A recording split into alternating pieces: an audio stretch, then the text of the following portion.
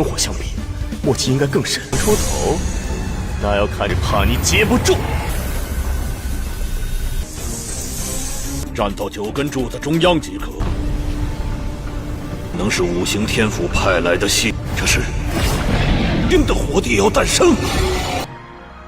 至于火圣，五行小世界中存在过震撼，也就羽仙境2重左右之中。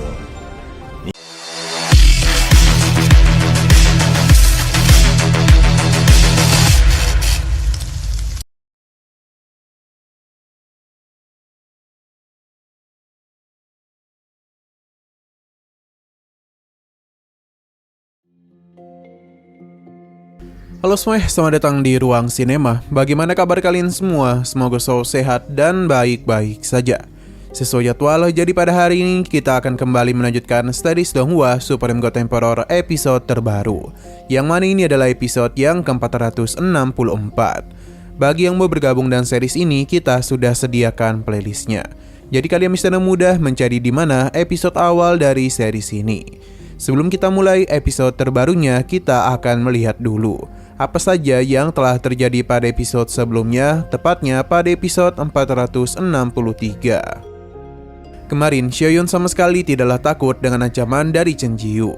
Bahkan, dia mengancam akan memotong lidahnya. Selain itu, dirinya juga membuat Humier sadar kalau dia bukanlah siapa-siapa di hadapan Mo Yun. Setelah mereka pergi, masalah ini masihlah belum selesai, karena Mo Yun dan yang lainnya akan pergi ke gunung milik Huo Tongtian. Sebenarnya Lu Tao sudah menahan Mo Yun, namun Mo Yun sama sekali tidaklah takut kepada siapapun yang ada di sana. Bahkan formasi yang dibentuk oleh para master di gunung itu dan mudah dihancurkan oleh Mo Yun. Jadi Huo Tongtian yang sedang bersantui pun menjadi terkejut dengan kedatangan mereka. Sedangkan Humier segera mengadu kepada kakaknya mengenai apa yang telah terjadi kepadanya. Dan semua ini tentu adalah ulah dari Mo Yun. Alhasil Huo Tongtian pun menjadi marah dan memperlihatkan kondisi terkini dari Niwa Ming. Sebenarnya Niwa ingin maju, namun Mo Yun menahannya karena dialah yang akan menyelesaikan masalah itu. Nah, sekarang kita akan melanjutkan episode terbarunya. Tanpa basa-basi, Mo Yun langsung saja melakukan pergerakan. Namun ini bukanlah serangan kepada Huo Tongtian, melainkan untuk menyelamatkan Niwa Ming. Dengan begitu mudah, Mo Yun pun membebaskannya. Tapi Huo Tongtian tidak niatan untuk membiarkan Niwa Ming dibawa pergi begitu saja. Dia berhasil menahan tubuh Niwa Ming dengan kekuatannya. Namun usahanya itu hanya ditertawakan oleh Mo Yun, karena baginya ini sangatlah mudah dihancurkan. Dan benar saja, Huo Tongtian pun dibuat terkejut, karena bagaimana bisa kekuatannya dihancurkan dengan begitu mudah. Dia menjadi bertanya-tanya, apalagi api surgawi milik Mo Yun tidak bisa disandingkan dengan miliknya.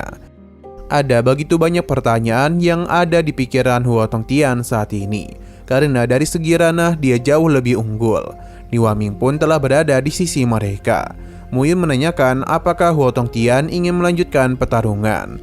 Tentu saja sebagai pria yang memiliki harga diri tinggi, dia tidaklah mau mengakui kekuatan Mo Yun. Huo Tongtian pun akan menunjukkan kalau dirinya memiliki kekuatan yang jauh lebih hebat darinya. Pancaran kekuatan yang begitu besar pun telah dia ciptakan. Di saat yang lainnya terpukau, Mo Yun hanya tersenyum saja, karena dia juga mengeluarkan kekuatan yang cukup besar, jauh lebih terang dibandingkan Huo Tongtian. Namun sayang sekali pertarungan ini harus terhenti oleh kedatangan ketua sekte. Huo Lin pun cukup kesal karena kedua putra sucinya malah saling menyerang satu sama lain. Jadi dia pun meminta mereka untuk segera pergi ke gunung mereka sendiri. 跟我相比，莫奇应该更神。出头，那要看着怕你接不住。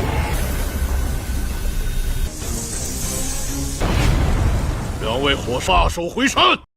Humier memberitahu kalau Mo Yun dan beberapa murid lainnya sudah berani masuk ke gunung pribadi milik kakaknya. Jadi seharusnya mereka itu mendapatkan hukuman dan tidaklah pantas menjadi putra suci gunung api. Huo Tongtian juga membenarkan hal tersebut karena sebagai pemilik gunung, dia tidak terima ada penyusup yang datang kemari dan telah membuat kekacauan. Tapi Huo Lin justru memberikan hukuman kepada mereka berdua untuk meratapi masalah mereka sendiri. Berapa keras pun Humier dan Huo Tongtian mengadu, ketua sekte tetap tidaklah peduli. Akhirnya Huo Tongtian pun mengajak Mo Yun untuk bertarung sampai mati di altar api. Perkataannya seketika saja membuat semua murid terkejut. Mereka menganggap ini akan menjadi masalah besar untuk Muyun. Sedangkan Muyun sendiri tidaklah menanggapi tantangannya.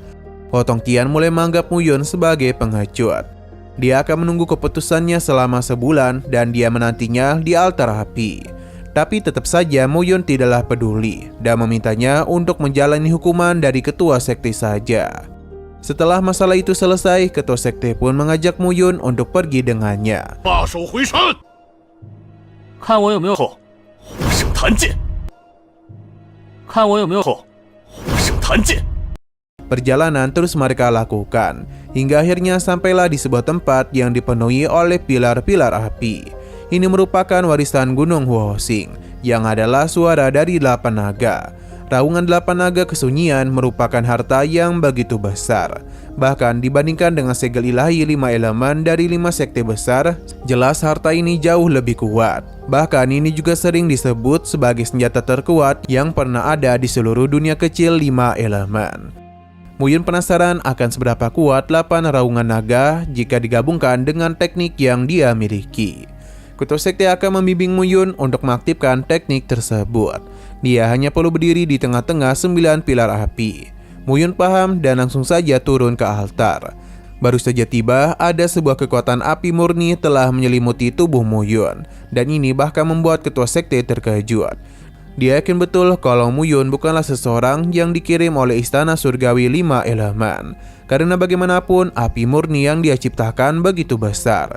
Tidak hanya itu saja, pilar-pilar api yang mengelilingi altar mulai bereaksi terhadap atribut api yang Muyun keluarkan. Ini langsung saja memunculkan sosok naga api yang menghuni tempat tersebut.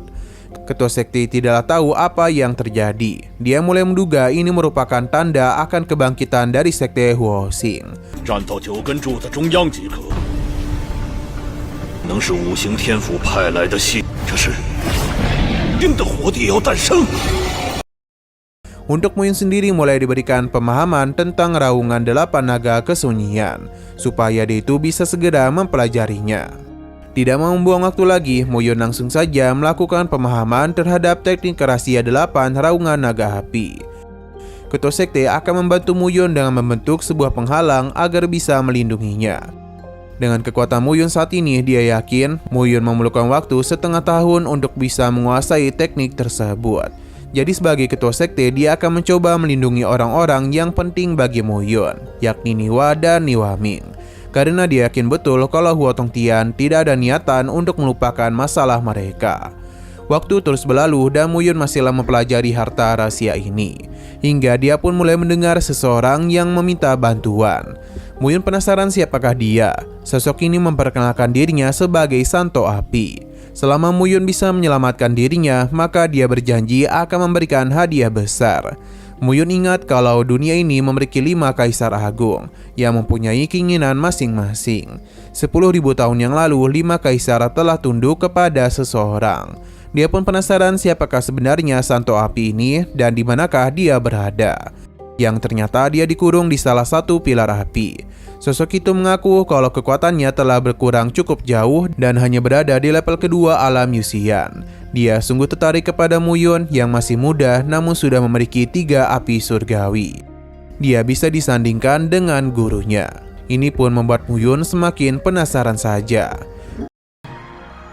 至于火圣，五行小世界中存在过震撼也就羽仙境2重左右之中，斗天火也这尊是谁？